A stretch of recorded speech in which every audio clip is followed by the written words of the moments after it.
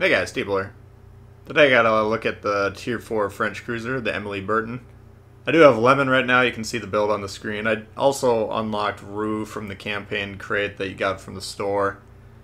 And I might end up using him further down the line, I don't know. I got a couple games here to look at the ship. The first one's kind of a prototypical how I would suggest playing this ship. This was actually a stock game. I can't remember if it was my first or second game in the ship, but you can see the health pool is lower and, you know, nothing's upgraded on this ship really. So, estuary domination mode game. I'm gonna take a turn to the right here and just kind of put myself into a kiting position. Now, when you do these moves like this, you want to make sure that that island that is now to my ship's left, but I had the option of going in front of that. You don't want to have an island behind you, you know, when you're engaging enemies like this, especially in a ship that's meant to be kiting and kind of playing. You can see the island popping up on the screen now, kind of playing further away. If you sail in front of that island, which I see a lot of players do on this map and other maps, they start engaging you. Now you can't turn away. You have to basically stay fully broadside as you go past that island, or you have to push further into them if you want to maintain your angle, both of which are not very good options. So always keep that in mind when you have these little islands that are kind of potentially blocking you. Now, sure, it takes you, it removes my option to shoot for, you know, 1 or 2 reload cycles, but you could easily die, you know, by making a play like that. So Koenigsberg's coming in, he's pushing into the cap, and basically we're just lining up shots. Now, you'll see I switch back and forth between AP and HE quite a bit with the ship. It's just going to depend on if you have broadside targets available or not. Here we have a Doogie on the enemy team. I don't know why he's just sitting in the open. That's like this ship, it would not be recommended to sit still, especially facing broadside. But you'll just see I basically sail into position until I have an opportunity to shoot targets, then just kind of turn away from them and, you know, sail at a fairly diagonal angle. We'll adjust the speed to kind of throw off their aim a little bit and kind of open and close the broadside to present the opportunity to fire all of the guns. But if you stay at long range with the ship, it's quite capable of dodging shots. Now, I believe this is the fastest cruiser in the game. It's 39 knots in the water, and you know, it's when you're shooting against this, you do have to kind of aim a little bit in front of where you normally would against the cruiser. Just keep that in mind. But that speed, and especially if you're playing at range, like I suggest, it'll help you dodge a lot of shots that are incoming. So while the armor is really weak on the ship, the maneuverability and kind of playing at a distance is kind of going to be your main defense against incoming fire. Now, again, with the stock build, once you get the hull upgraded, you get a significant boost to the rudder, so this might not look that nimble at this point, but keep that in mind. So taking a look at this match, what I'm trying to do right now is just kind of hold off the enemy from pushing in here. And by maintaining kind of this position, you can see, like right now, I can fire from cover. And you can actually just park right here. You can look for islands to do that, but I'm just trying to give my team an opportunity to cap, or if they're not willing or able to, then we're just going to continue to kind of harass at long range. This ship is kind of a harassment ship. It's not a frontline brawler by any means, but you'll see, I mean, we're only up to 16, 17k damage here, and they've already lost 4 ships on the enemy's side, so the damage output, you know, might not seem that impressive right off the bat. But if you're able to maintain your presence in the game, i.e. stay alive and just continuously deal damage throughout the game, you're able to add up nice totals. I mean, I pretty regularly, I think I just finished grinding this ship, or got the XP, you know, to get the Tier 5 unlocked. But, you know, 2 to 3 times your HP is pretty normative in the ship if you're playing it correctly, so just be patient with it, maintain your distance, and just keep splashing people. Now, you'll notice, depending on who I'm shooting at throughout these 2 replays, sometimes the HE is going to be scoring some nice hits in terms of actual damage. Sometimes not. It's always got a nice fire start chance, 14%, which is it's not unbelievable, but it's good enough, and you'll score quite a bit of fires playing this ship. But what's going on with the HE? You have 152 millimeter guns, and how you apply that to figure out if it can pen is you divide that by 6 for most ships. There's some ships that divide by 4, like German cruisers. But anything with 25 millimeters, 25.3 to be exact millimeters, you're not going to be penetrating with these HE rounds. So you really want to be shooting for superstructures on the battleships if you're able to. Anytime you hit a shot with an HE shell, it has a chance to start a fire. That doesn't change depending on the armor. But ideally you want to be scoring HE, or you want to be scoring damage with those HE shells in addition to starting the fires. That's how the damage kind of builds up. Now, cruisers, especially like this cruiser for instance, I mean, I think there's a couple shots throughout these replays where we'll have broadside cruisers, shoot them in HE, and you can score quite a bit of damage that way as well. It just kind of depends on the armor scheme and where exactly they hit them, you know, so keep that in mind. But I think kind of the entirety of the French cruiser line is going to favor accurate aim, so keep that in mind when you're playing through these. Now the ship does have torps as well. Once you get them upgraded, it's 7.5 kilometer range, 58 knots in the water. I mean, they're decent for cruiser torps, but I wouldn't necessarily be attempting to torp. You know, some people, especially like Japanese cruisers, you can have an eye to torp the enemy, whereas these, you're going to be wanting to, you know, use it situationally. They do have really nice launch angles, I think we'll see in the next game, but keep that in mind. The torps are alright on this ship. And you've probably noticed by now, but like the Doogie, the Tier 3 French cruiser, really slow reload compared to the rest of the tier. In fact, it's the same on my builds, 11.6, so that again factors in. I think I mentioned that in the Doogie Truine, I call it the Doogie. I think I mentioned in that video, like, everything about these ships is just kind of intended to help you out if you're playing long range. Longer reload, not as big of a deal at longer range. You know, lightly armored, not as big of a deal at long range if you're able to dodge shots. You know, there's various different factors. Concealment's not very good on these ships, you do need to keep that in mind. That's kind of one of the things I'm thinking about with Lemon, maybe devaluing him a little bit, because his trait, it kicks your concealment back to normal in a shorter amount of time, but the concealment on these French cruisers, at least through Tier 4, is pretty lackluster, so I don't find that trait to be very interesting. Whereas Rue, the other cruiser commander, his base trait is HE damage, which is, you know, going to be quite helpful on these cruisers, given the amount of HE shells you're shooting. So I definitely am going to be experimenting with both of these guys and see which one I find to perform better up the line. But, you know, this Kaiser, I mean, this is just kind of a prototypical duel here. I mean, battleship versus cruiser. Yeah, I don't think he's really focused on me, but the battleship has that advantage.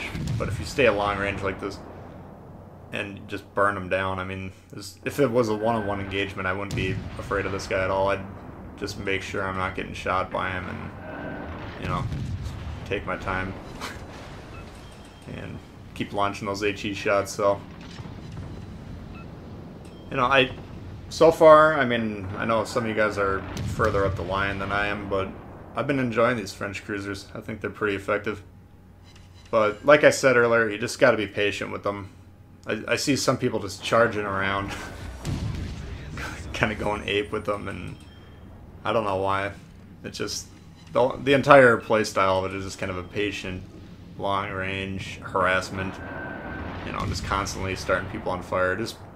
You're here to piss people off, and if you're doing it correctly, the damage will add up. I mean, you can see now we're up to 74k, and again, more fires.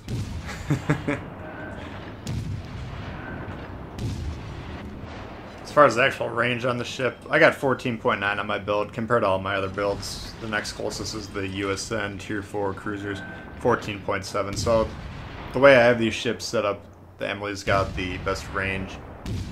So definitely utilize that. And I mean, you'll notice a lot of times I'm not going to be getting shot.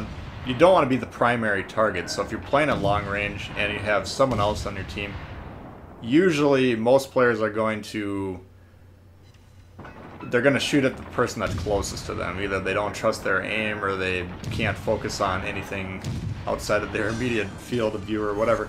Whatever the reason, it's just a very common player tendency. Now, the higher tier up you go, that'll be less true, and if you're playing better players who are looking at the map and looking for broadsides, that's definitely not the case with those players. But your average run-of-the-mill Joe playing the game, just whatever's closest to him, assuming it's not a destroyer, because most people don't even know that you can shoot destroyers, but... well, not most. That's improving. It's not as big of a problem as it was earlier in the life, but, you know, you get my point. So, just play at a range. Now this game, I just threw it on here. I thought this was more of an interesting one.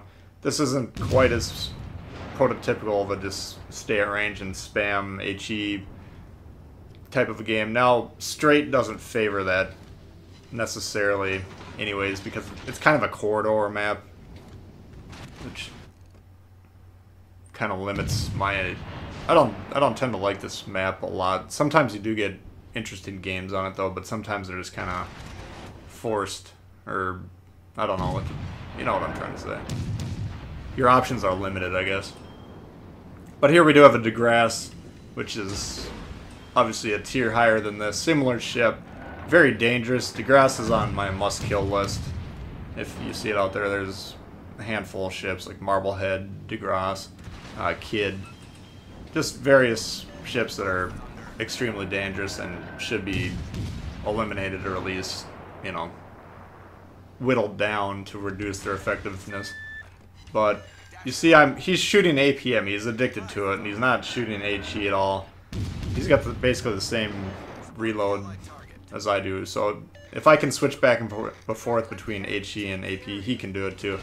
But he does punish me there. I kind of took a gamble trying to get that turn. You don't want to push too far forward. Now looking on the map, I don't believe there's anyone else here, but I don't want to push too aggressively too early, because you can inadvertently find yourself in crossfires. So I decided to take a turn there. He did punish me with that AP. But that's really the only time in this early engagement that's going to be effective. And because we've been angling, and maybe he's adhering to the closest target philosophy that I was just describing.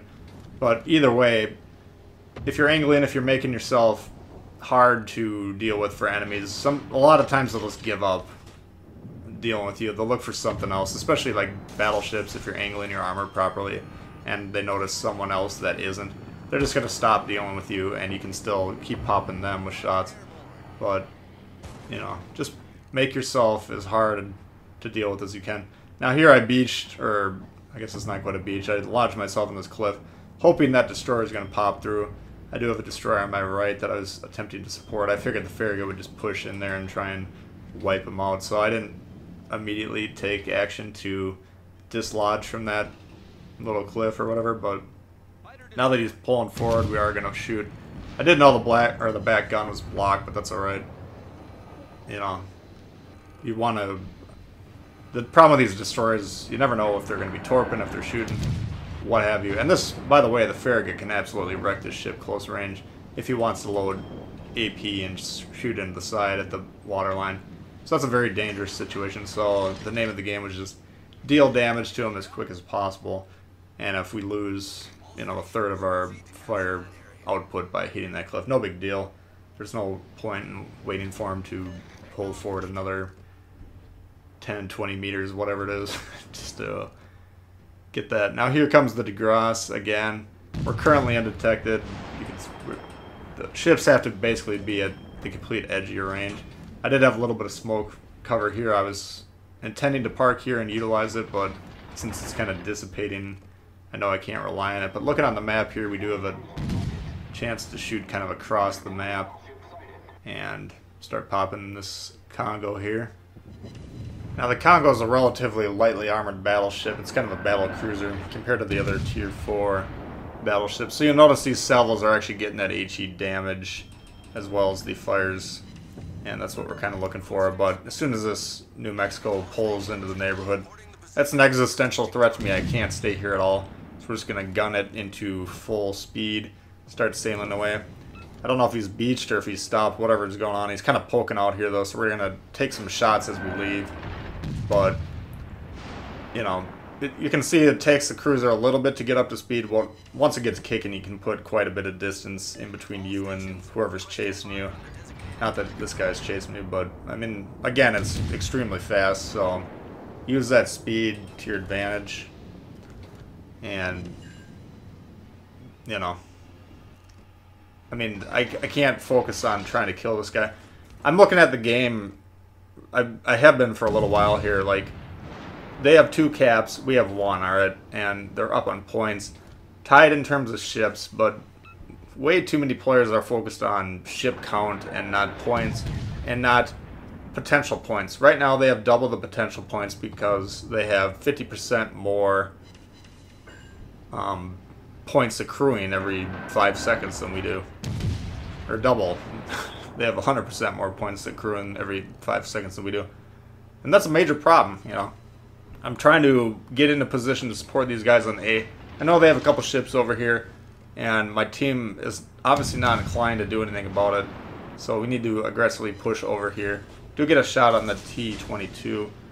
I don't know if he... It looks like he just got undetected due to not firing for a little bit. But we did get some torps in his area. And then here's a rival, Emily, pulling in. You see we do switch to 8 AP rounds. And the T-22, I can't tell if he's going to block it or not, or vice versa. But again, at this range for sure, I mean, broadside cruisers shoot that AP. I find the AP works really well at all ranges against broadside cruisers, so I like the shells, the AP shells in general. But because that destroyer was in the mix over there, I did switch back to HE. Now, if you were paying attention, you saw I think it was just shy of 4K on that HE salvo into the Emily broadside. Again, lightly armored targets, if you're hitting it with HE, then you're getting that added damage. Now here, I don't know what I was doing, buffing my Dewey or whatever, but I did notice the you can see I didn't start to speed up. Very close to being a he-gone, or an I-gone moment, I suppose. But luckily those torps run out of steam right at the last second, so a lot of luck involved there. That was definitely not intentional. I wasn't like, oh, he's exactly out of range or anything. That was just, I don't know what I was doing. But now that we've cleared these ships out, I'm trying to get my team to capture this, especially this wounded Pensacola here. That's a perfect job for a wounded Pensacola. It looks like he's going off, charging into battle, you know. I'm going to take on some full health battleship. All the guy has to do is catch a nasty cold and he's going to die, you know. But here, if he hides in this little circle right where I'm pointing, you know, at that little edge to my left, he can sit there, cap safely, not get shot. Perfect job for him. I want to, as a relatively high health cruiser, go back. I need to defend B because I suspect something is going to be attempting to cap that soon. And we need to start putting some shots into the other guys that are still available. But because no one on my team was initially willing to come over here, I'm kind of forced to pop on this objective and capture it myself. Now, if you like to just sail around and look at the ship count and say, oh, we're up a ship, that the sense of urgency isn't going to be there. Look at the score. We're down big, and we're continuing. The gulf is widening up, but now that we're on A, it's 1-to-1 in terms of caps that are generating points, because when you're contesting a cap, it no longer produces. And we're about to flip it, so I just kind of slow down and capture it. And now that I get some support, you know, the capturing process will speed up a little bit. But I'm trying to get in a position here to nuke this Iron Duke, and you can see those firing angles on the torps, or the launch angles, I suppose. Pretty generous, like I referenced earlier. Now that the cap's captured, I'm going to fly forward, and what I'm trying to do is get in a position to reset this DeGrasse. I don't want to let all my effort that just went in capturing this objective go to waste, so if we can hit him before that cap is fully flipped, not only will we stop him from capturing it, but we'll actually get some bonus XP and credits, which is always nice, especially when you're leveling up ships like I am at the moment. So that shot didn't look that great to me, but the game said we did hit him once, so we'll take it. That kicks it down to about halfway captured. Buys us a little bit of time.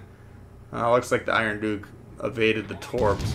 But I'm looking at his guns. You can see him kind of zoomed in to see what's going on there. Now I'm close to him, and you can see we're going to start taking some secondaries. But the situation is what it is. I'm trying to get one more shot at the Gross. It looks like he's trying to slow down and just barely let that capture go and then zoom off. So I want to fire at him, but I think he saw the incoming fire and then zoomed off. You'll notice we did hit the steering gear though. I can't remember if he burned his damage con or not, but that's potentially catastrophic injury for that ship. Now we have 2 caps. Their team's quickly evaporating into thin air. But again, you don't want to rely on killing the enemy team every time. You're going to win a lot more games if you focus on the objectives almost primarily. If you can kill the other ships, cool, but if you can control the points and then kill the other ships, you're going to win a lot more than if you just focus on killing them. So keep that in mind and your win rate will go up, I promise you. So that's a look at the Emile Bertin. I hope you did enjoy it. If you did, please hit the thumbs up. New to the channel, consider subscribing. A lot of World of Warships coming all the time. Questions for me, comments, leave them below. And we'll see you guys all later. Alright, peace.